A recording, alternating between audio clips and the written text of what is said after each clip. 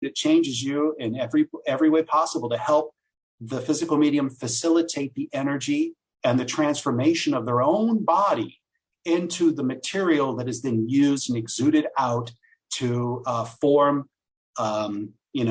shapes, masses, people, and to do various other miraculous things. So that's the purpose of the cabinet. It's really, I think it is necessary for the concentration of the energy.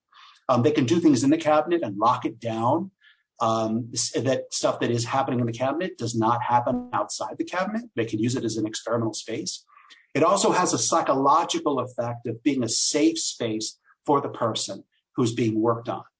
So again, maybe not necessary, but it kind of seems necessary to me. I mean, they've used the cabinet to a great degree, and in my development specifically.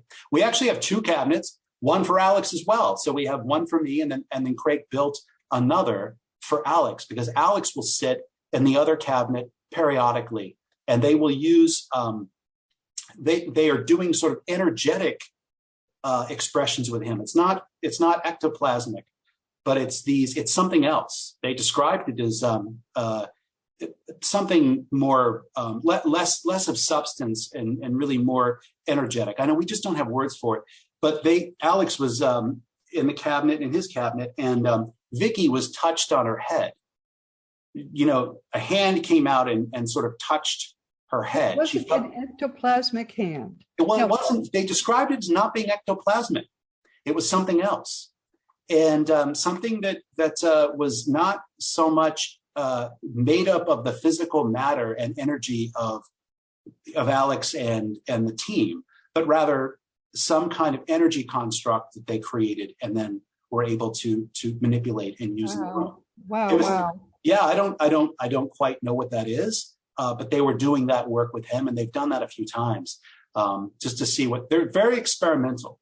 So Alex is very accessible when it comes to that kind of work. They're able to use his energy and use the energy of the group and move it through him to do some things. For me, they're moving towards the ectoplasmic manifestation. So just this last Sunday, they said they were able, although I wasn't aware, they said Arthur came through and said they were able to make something in the cabinet as a precursor to something they're going to move out of the cabinet and bring into the regular room. So first, let everyone understand, ectoplasm is a kind of matter produced by the body of a physical medium in trance, and then that matter is used to make stuff. Yeah. Please explain, Sure. it, Rob. I can't explain it as well as you can. Yeah, this is so Arthur explained it, or Samuel, as I had a conversation, one or the other, and they described it as an atomization of the body. Like they will take physical material out of, because people have said, oh, it's, it comes from here, it does this, or it's made up of specifically that. It looks like it could be made up of more than just the fluid of the body. Could be made up of the materials of the physical medium, like their physical body is transformed and coalesced into this other substance. It's not just, say, like, mucus out of the body that's been energized, by the team. It's something else. It's more like transmutation of the physical body in conjunction with the energy that has been built up and used by the team to animate this matter in such a way that it can cover spirit bodies that are in the room, or cover whatever it is that they're going to cover, or do whatever they want to do, lift things, move things. They can use them, as kind of tools. But I think the goal here is to manifest, they've said it, the goal is to manifest fully formed bodies. They want to create, using the ectoplasmic material, to create, cover probably spirit bodies, so that, you have a fully formed, what would look like a human being, or at the very least forms in the room. So that's their goal. And ectoplasm, I think, is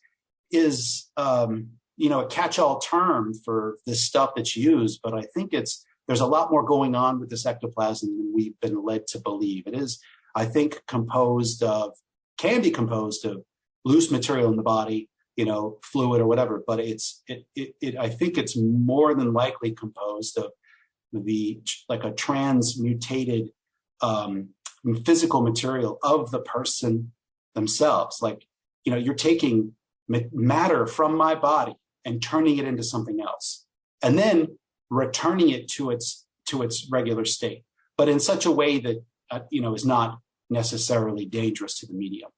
And I'm not saying the person disappears and all of a sudden there's another group of people in the room and they're made up of a human being's atoms. It's not like that. It's not that dramatic. But I believe that there's more going on with the ectoplasm and what it actually is than we've been led to believe. If that makes any sense. I don't know if that makes much sense to our listeners, but I'm doing my best. Well, it's kind of amazing. So you actually do go into trance in the cabinet. Yes. So not all the time. So sometimes I am in a lighter trance, but sometimes I'm completely out. And when I'm out, I don't know that I'm out because I'm, it's like anesthesia. You kind of come back to reality, and you realize there's some kind of missing time. So that it depends on what they're doing. I also believe too that when they're moving the material out of the body to do some of this early ectoplasmic work, you don't necessarily have to be in a deep trance. I believe because they open up your mouth, you can feel movement. But it's not like dense material coming up out of your throat. Okay, I believe in some of their experiments, it's been more vaporous. It's been far more subtle. But in other occasions, you can feel material coming out of the nasal passages. That's where you can really feel it. Yeah. So that's a weird feeling. Yes. But yes. Yeah. Their goal again is we'll see where it goes, because we're getting to a point here where it looks like they're going to be doing the ectoplasmic work outside the cabinet. So we're going to get some real good looks at what they're doing. The kinds of forms they're going to be making or whatever it is that they're up to. They'll probably be modest, and then they'll move into something whatever they can do. It's all very experimental. Quite fascinating. He's quite, Rob, I have to tell you that Craig is quite excited about what you all are doing, but I'm sure you know that. I'm sure he talked to you about that. But I called him and I said, hey, I'm having Rob as my guest. He said, oh, he was quite excited about that. Very happy about it, and wanted to tell me about how pleased he was about what you all were up to. It's very excited. Well, yeah, I mean, it's been a wild ride. For a long time, for years, there was very little that was happening. And like I said, it's been very progressive, moving very progressively in the last, 7-8 years, moving from, the table tipping, I guess people would call it, the raps, the taps, the movement of the table, moving on into, the more dramatic stuff that is happening, the trance work, the ectoplasmic work. I'm really looking forward to really good evidence of what they're doing in the cabinet. I can feel it. I'm out.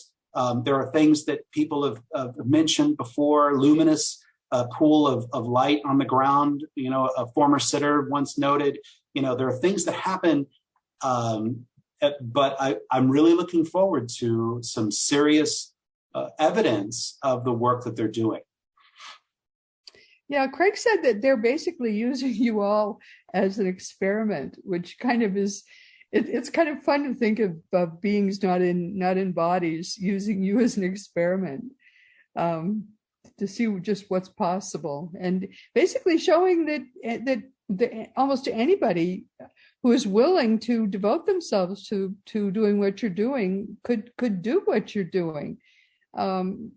He's he's very proud that you're devoting yourselves to this. I think you should know that. I mean, he's so proud of you and Alex and your whole group. Yeah, we're just, I mean, we're proud well, I should say we're honored to have the opportunity to work with the team. You know, it displaces your sense of reality when you're working in a development circle, and where these experiences you have become commonplace within the confines of that circle. And we're just, you know, we're very humbled and very honored to work with the team, which, you know, they don't have any pretense towards constructs or any kinds of, you know, religious imagery or anything like that. They're very plainly spoken. They have taken their time emerging in their communication, and they use the tools that they have. Like you said, you know, when people are devoted, you know, anybody can develop to their own gifts, you know, and Craig is an amazing individual, and I'm looking forward to when he can come back and sit as soon as some of these COVID cases drop, that he feels comfortable to sit again in the circle, because we really miss him. We really miss having him there. He's upstairs, you know, he'll be upstairs and then he leaves while we work, but he reviews the material afterwards. But yeah, we're very proud of our progress, and it wouldn't be possible without his patronage and his devotion and his support, obviously. But Rob, to have people not in bodies trust you enough to do with you what they are doing, to me, is the highest accolade anybody could be paid. People not in bodies trust you and trust your goodwill. No one could be given greater praise than that. Just saying. Yeah, thank you very much. That's, you know, we, like I said, we're very honored to work with them. And we tell them that in our invocation at the beginning. You know, we do a invocation. We go around to start the circle off. We light a lantern, which is a symbol for the Masters of Light, which is the symbol they gave us. So we light a lantern, a candle inside like sort of a glass lantern case, and we invoke the team, and we tell them how you know, we love them and we appreciate their work. You know, they work with us outside the circle. You know, it's not just circle time. They work with us on a daily. The relationship runs very deep. They protect us. You know, here's an aspect of physical mediumship or development circles in general. You know, there is, you know, not everything is all, you know, roses and happiness on the other side, as you know, and right. There are elements that don't like what we're doing. And there are, you know, not to be spooky or scary, but there are opposing forces, and we've had to deal with some of that. And when we ally ourselves with the team and their goals, those that are not in line with those goals, you know, on the other side will, you know, can potentially, you know, affect us in our lives. If we weren't protected by the team, if we weren't watched over and worked with, again, not to scare anybody or anything, but you know, we might find ourselves in a little bit of trouble, because they are tuning us in such a way that makes us, you know, maybe delicious little snacks for parasites out there, you know, and so they protect us, and I'm very happy that they do, because this kind of work does come with some danger. So for people that are looking into, and again, I don't mean to scare anybody, but this is the reality of it, you know, looking into getting into developmental work, getting into circles, they have to begin to understand and know themselves. They have to, you know, take a look at what's going on in their lives. They have to kind of see where their weaknesses are. They have to kind of know thyself, as the Oracle would say, right? The Oracle Delphi, you know thyself.